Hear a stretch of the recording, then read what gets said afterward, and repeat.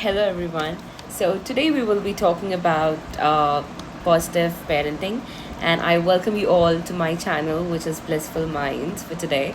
And positive parenting is really interesting topic, I must say, again, because parenting topics are always interesting. They were never boring and they are never ending.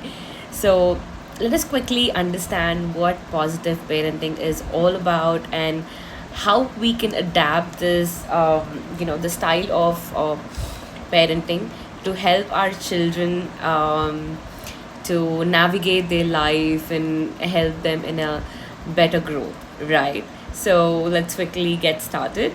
So yes, positive parenting is showing your children love, warmth, and acceptance, all right, and also the kindness. And positive parenting is all about what is all about the way you want your child,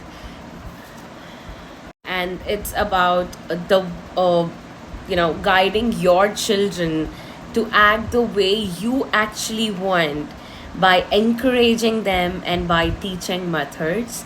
And also positive parenting is all about helping your children and encouraging your children by sending some positive messages like you are kind, and you are loved, or you are good, you matter to us, etc. So these are the three main things that we consider in positive parenting. And I believe that if you have a right parenting technique, all right, we can make or create wonders out of our child.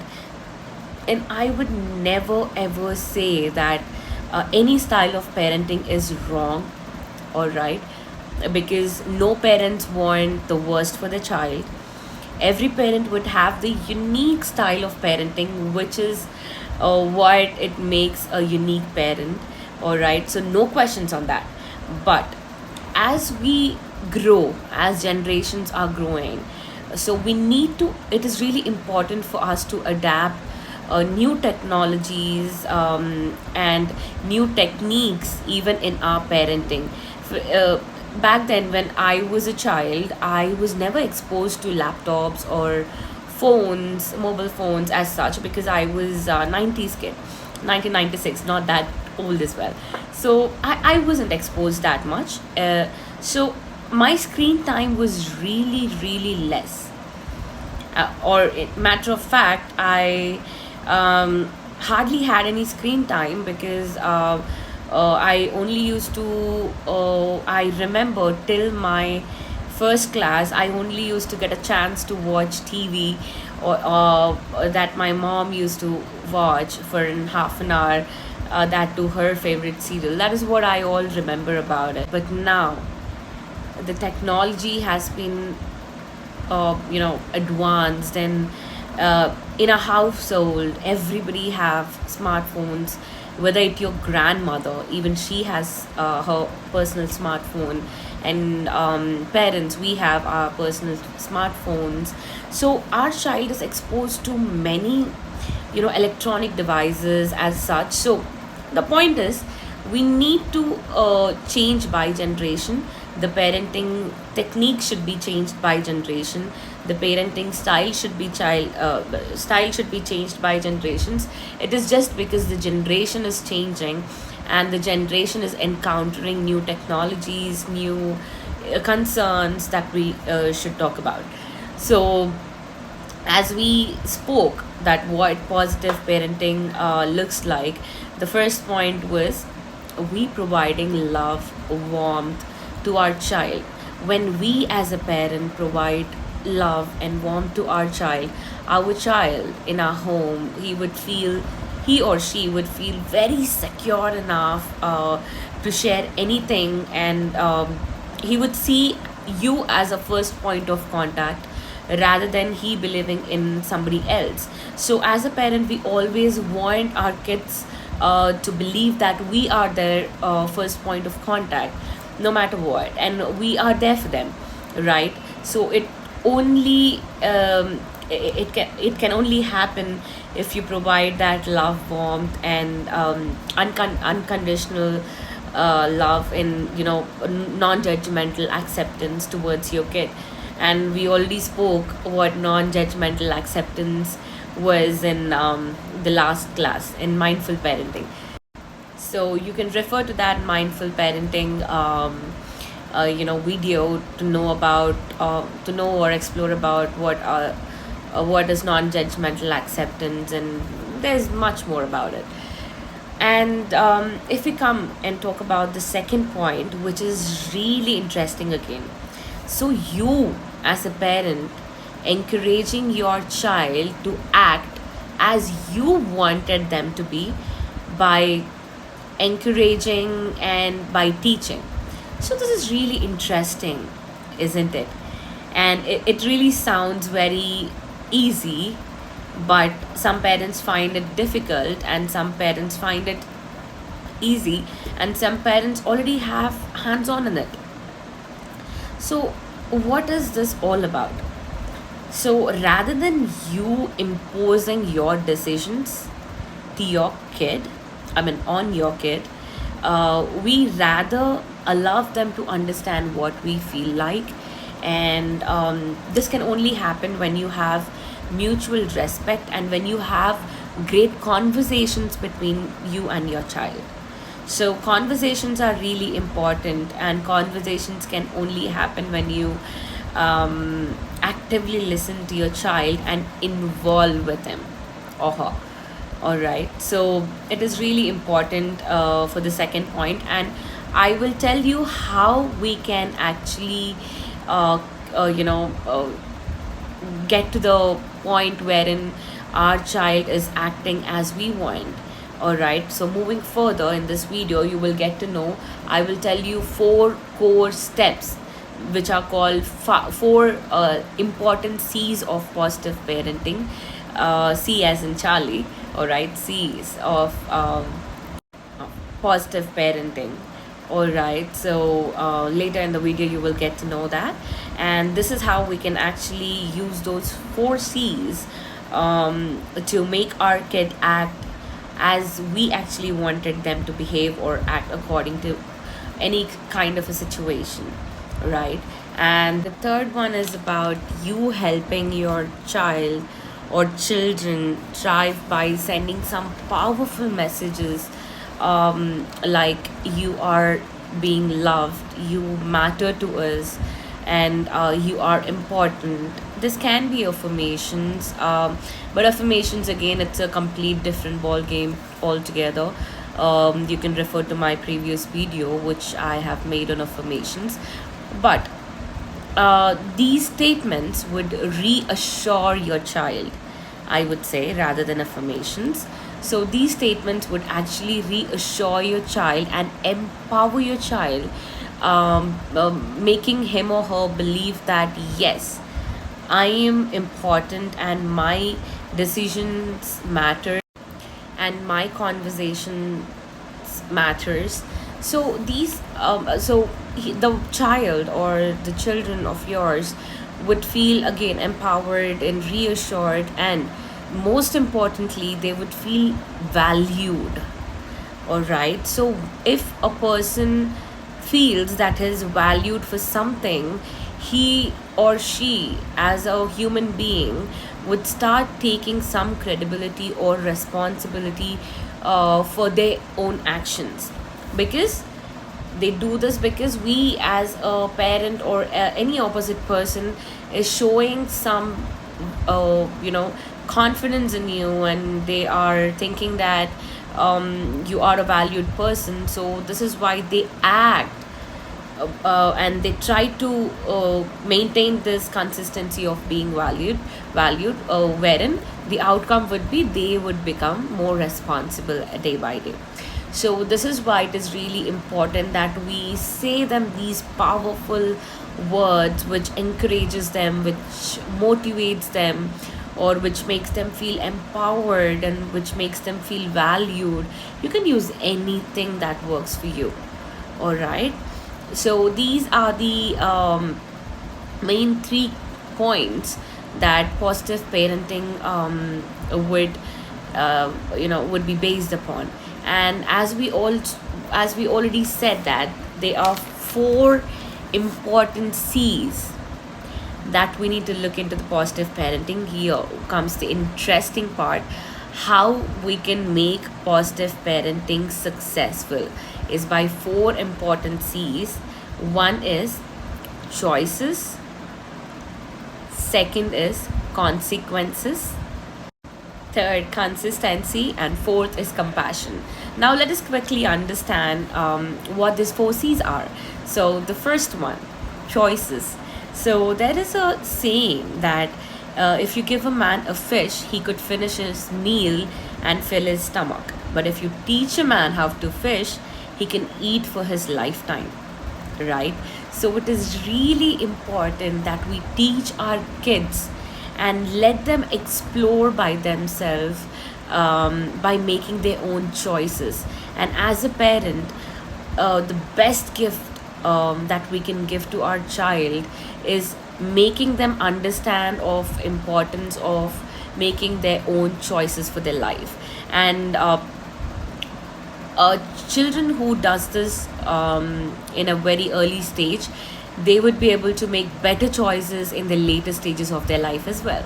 So it is really important for us to teach them how to make their own choices, and what is it is really important to make their choices and also understand and help them out with making prioritization. All right, then comes the choices. And this is all about how we can help our child to make their choices, and this is how it would change and impact their later stage of their lives.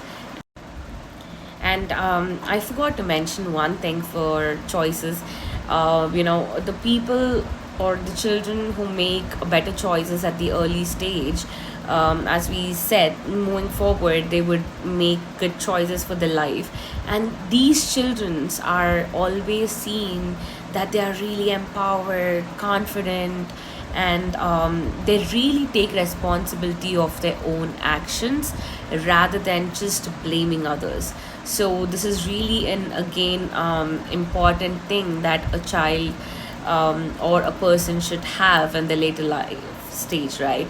So this is the right foundation that we need to begin from the beginning, so that our child can experience this in the later stage. And the second one is consequences. So what consequences are? For an example, if my mom is cooking something, I go to check what she's actually doing. All right. uh, I can't just fun around the area near the gas stove, right? I can't just hold a vessel which is really hot, because I know what I would face later. I know the consequences of it.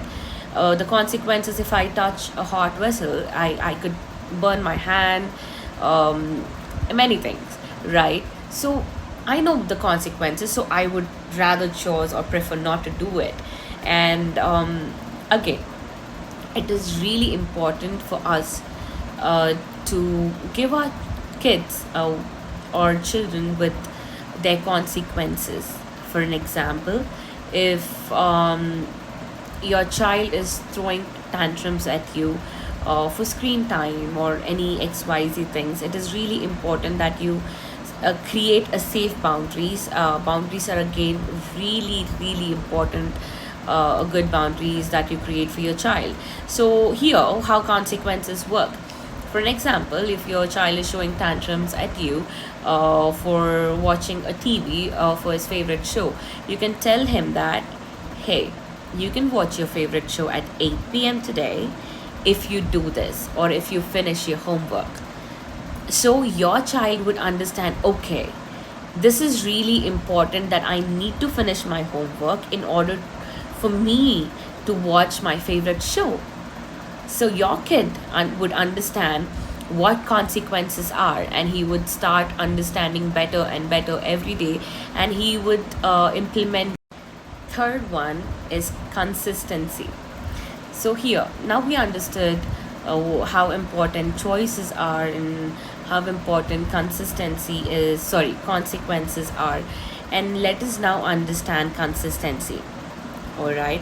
So if you want to adapt any behavior as a human, I'm not talking about children here, in general, if you want to adapt any behavior, we already knew that we need to be consistent. Or if you wanted to score a good grade in your school, it is very well understood that you need to be consistent with your studies and learnings, right?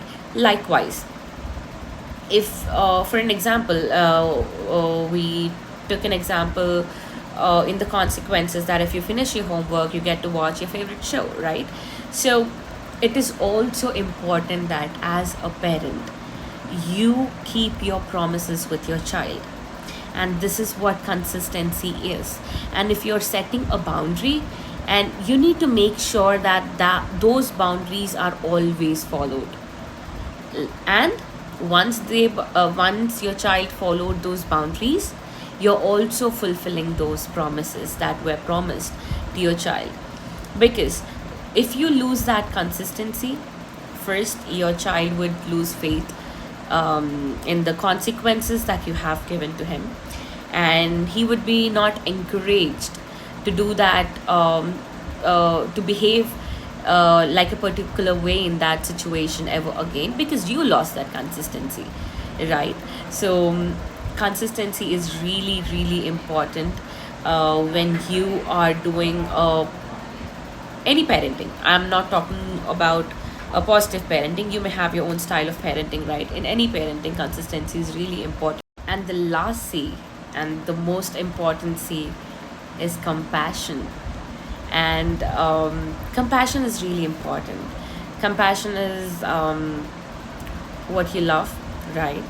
It can be expressed in that way. So as we all already know that kids learn more from what they watch rather than what they see. All right. So for an example, when we spoke about being consistent, it's really important. If you rather speaking about consistent, it is really important that you act accordingly and you actually behaving and being consistent in a real world with your child. All right. So for an example, and also